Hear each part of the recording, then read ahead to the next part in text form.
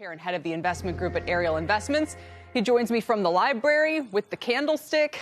That's the vibe I'm getting here today. Charlie, it is great to see you. Which parts of tech in particular, or would you include pretty much everything, including the mega caps?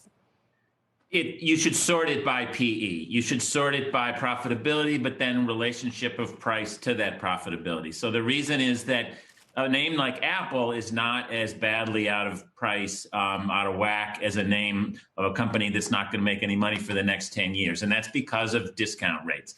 If you have a company that's making a reasonable amount of money today, like Apple is, then discount rates don't have as big an effect on it. Whereas if you have a name that's not going to make any money or cash for the next 10 years, all the earnings are going to be 20, 30 years from now, there's a huge problem as interest rates go up. So let's take the example of ServiceNow. There are a lot of bright spots in the tech space today, actually. ServiceNow, the cloud company, the workflow data services, they saw billings up 40% year on year. Their best growth since, I believe, 2018, pre-pandemic. And this was like comping on top of already strong growth.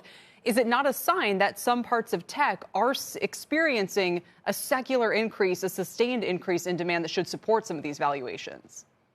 Sure. I mean, a lot of these companies are growing nicely. As I've said to you before, some of these are very good companies. They're just not good stocks. And so I haven't done valuation on that name, but they're going to be, there are going to be a lot of names that are going to grow, that are going to maybe even go from losses to profitability, but they're not trading at reasonable multiples of that profitability. And there are exceptions, absolutely. You can come up with some, but broadly speaking, the NASDAQ is still trading at very high numbers. I love Jim Cramer. I think he's one of the best people on TV. But yesterday he did a screen based on names trading at less than 50 times earnings. 50 times earnings. That's not reasonable. That's too high a price. Fair enough. But look at some of the highest growth companies over the past decade whose multiples might have started out at 100 and kind of, Netflix did grow into that multiple eventually.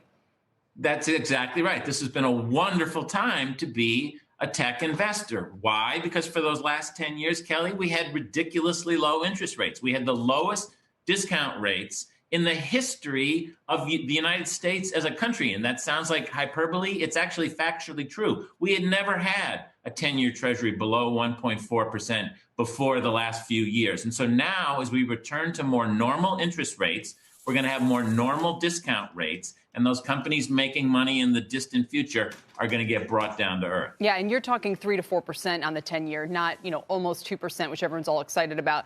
And we've talked about some of your picks. For those who haven't heard before, Viacom CBS, Madison Square Garden Entertainment, the holding company for Apache. So those are some places you would recommend investors look. But I want to ask you one more question about rates, if I can, Charlie. One more macro question. As we've seen this response to a hawkish Powell in response to a strong economy and a pretty good employment situation, the 2s10s yield curve is flattening. What do you make of it? Yeah, I've almost given up trying to make sense of the bond market, which has accepted negative real yields, and it should be going up much higher. I will say that you have to think of the bond market as more of an insurance policy than maybe even an asset class, an investable asset class. We have, as you're saying, the curve was starting to look like this, and now it's starting to look like this. And 2s to 10 is flattening out. I think that's mostly a trading phenomenon. I think that's mostly a hedge fund phenomenon. But it is not great for banks, which do better in a steep yield curve. So the 2 to 10s flattening is not great for some of my value stocks. Yeah, well, the market's about to go negative, at least the Dow again here, Charlie. So as the S&P has turned negative and this has been such a tough month, what are your parting words of advice for investors here? Inflation, inflation, inflation. The money supply is up 40% from 2 years ago. You called Powell hawkish. You can't have Powell and hawkish in the same sentence. They are continuing to increase the money supply. We are going to have inflation for a lot longer and a lot higher than people think, and you have to invest accordingly. All right. Charlie, great to have you here today. Thank you so much. We appreciate it. Thanks, Kelly. Charlie Bobrinskoy with Ariel Investments.